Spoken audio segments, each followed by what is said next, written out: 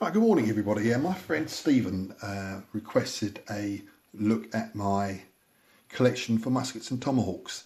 It's a collection which I started quite a few years ago now, I think probably 4 years ago, and a guy at my club, Tony, a good mate of mine, enticed me into a game of muskets and tomahawks, and I was hooked straight away. It's a great game system, and it's also great fun, which is all important. And now Tony had quite a large selection or collection of Brits and French and the Canadian militias, and so rather than go down the British route, because I'm always a bit hesitant about painting red, I opted for collecting some French troops. Not too many, because we had with Tony's troops enough to play some games, but I do like to dip my toe into a period and sort of and help out, and the more units we have, the more people can play, and the more the merrier. So what I did, I was at Selwyn all those years ago, and the first troops I found were these small, rather dated figures by Parkfield. I think it's Parkfield Miniatures. They really are more of the old traditional 25mm strong, 25mm high, and they aren't too bad. But I don't normally play with these. These normally stay in the box until required. And moving on from there, so the French units I've collected are 12 strong, which normally include an officer, if I can find him, standard bearer or drummer. They're okay. So as the popularity of the game system increased down the club, I was pushing through some Warlord Games figures. And with these, I sprayed them white, blocked a few colours of details in, and then just gave them a wash. I normally go back and highlight, but time was against me, so I left them as is. So I really should return one day and just do a bit of highlighting. I took a bit more time on the faces as per usual, but they look a bit too dirty. I can't remember what flag that's from, it is, but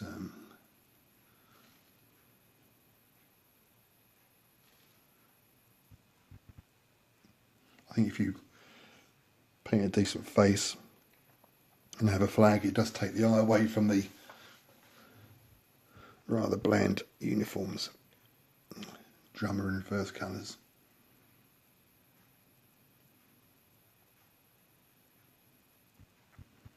Right, so I think after that I put an order in from AW Miniatures, who supply much larger figures, chunkier, full of character.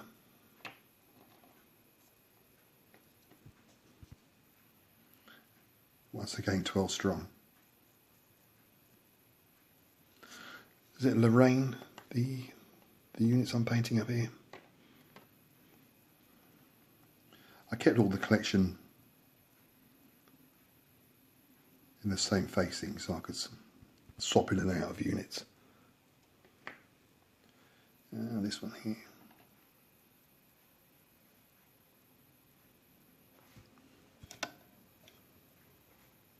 Nice looking figures. And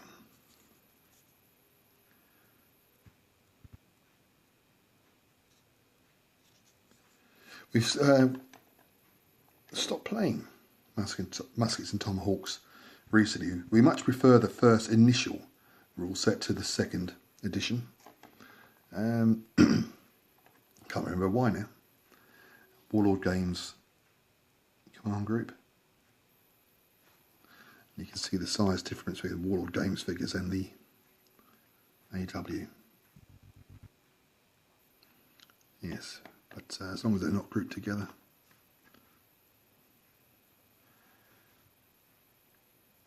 That's my leader.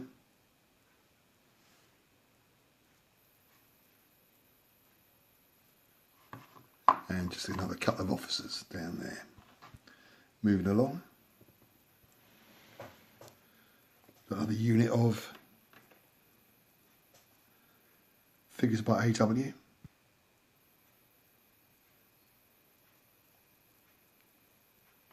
And a small gun team. These are nice figures to paint. I enjoy painting these. It's the old kneeling down figure being almost as high as the standing. So when this guy stands up, he's going to be an absolute giant. But with all the deep folds and creases, they're very easy to paint and highlight. Okay. And down here, we've got the French Canadians at the back. I can't remember if they're Courrier de Bois or French Marines. So it's been quite a long time. I got lucky with these. I found these on eBay at quite a nice price. And all they needed was a bit of tarting up and a few highlights. No, that gave me some rather quick reinforcements. I believe they're Warlord games.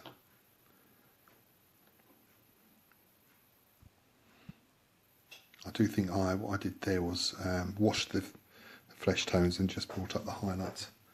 And in front of those we have the Indians or natives, and these are from Warlord games, and I've enjoyed painting these up very much. You can let your imagination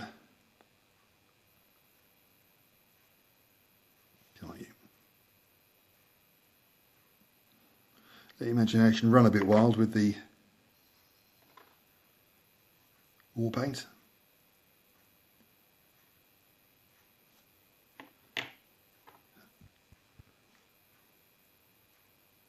Probably use a bit too many blues in this collection, but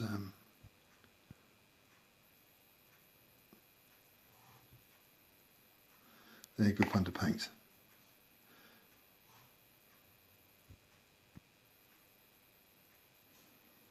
And what else? Let's have a look. Here's quite a nice pose.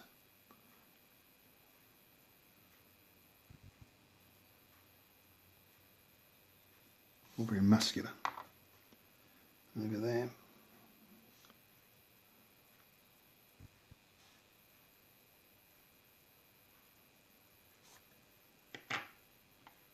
One more.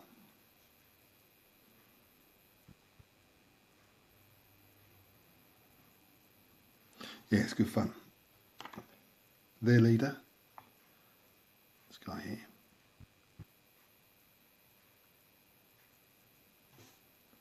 And to finish off the French collection, I bought some canoes by Redoubt, and these end up winding their way up the old river boards.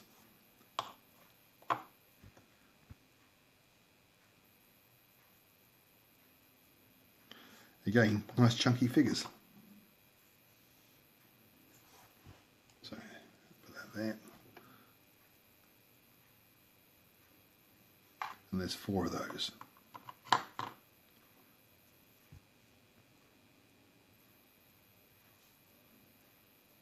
God, my hands are shaking. That there.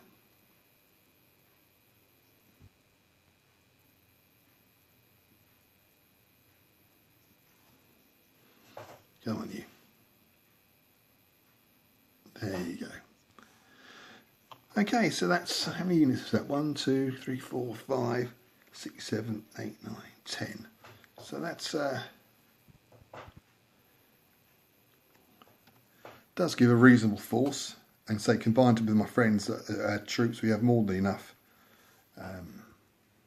units now. And I think we actually said that's it, that's the project finished. But what I'll show you now is the British contingent which I've built up. Not as big as this, but fairly interesting troops. So the British and Allied force is not much. It's 3 units of 10 militia with 1 leader, a small unit of friendly natives, and then 2 units of Pennsylvanian militia, possibly. Anyway, we'll have a look at these first. Now, these figures over here are by Galloping Major, and I think they really specialise in the French and Indian Wars, and the figures are really, really nice. Loads of different varieties of poses and sculpts,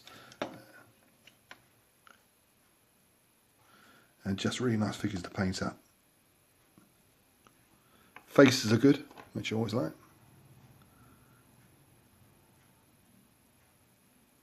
Bags of character.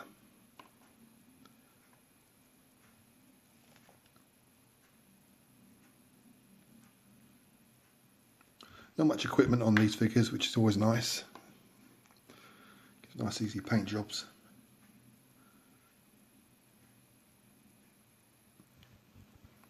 I think these units have only seen action a couple of times since I finished painting them up, but they'll have their time once again. It's nice to see the heads pointing down the barrel of their firing poses. Light on those.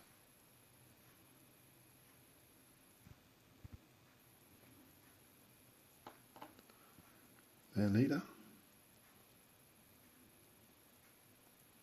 Again, a bit more fancy colours.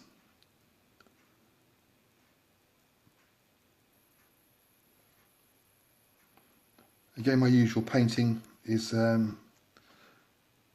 blocking all the colours in, apart from the flesh, black wash, and then bring up the highlights. And, so it worked well with figures that's so nicely sculpted.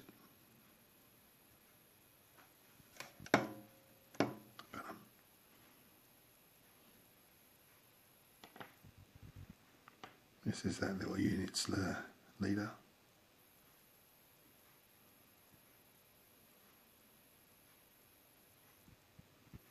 Nice quick paint jobs.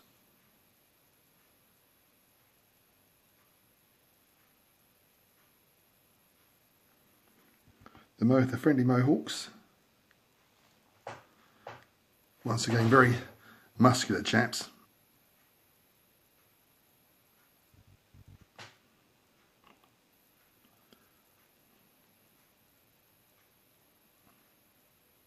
But again, full of character.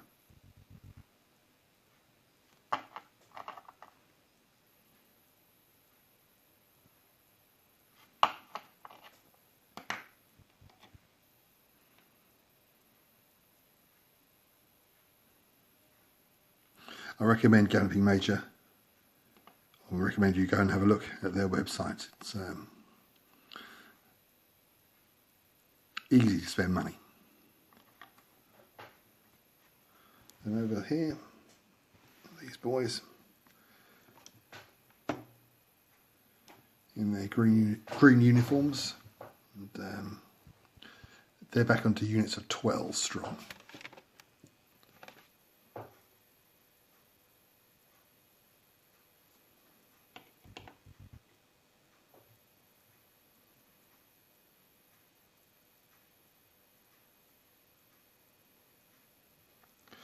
I think these militias had a variety of different uniforms, lots of blues, but I went for the greens, just something hopefully a little bit different.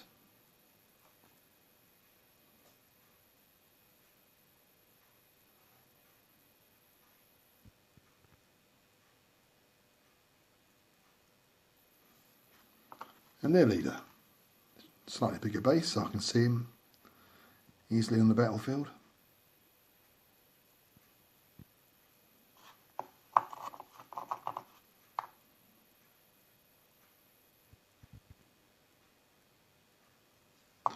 Alright, there you go, Stephen. That's my collection of troops for muskets and tomahawks. And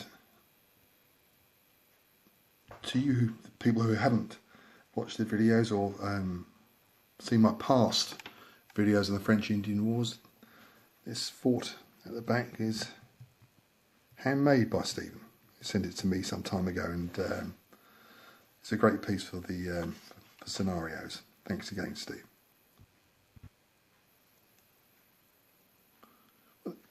Well, that's it, I think, and once again, thanks for watching.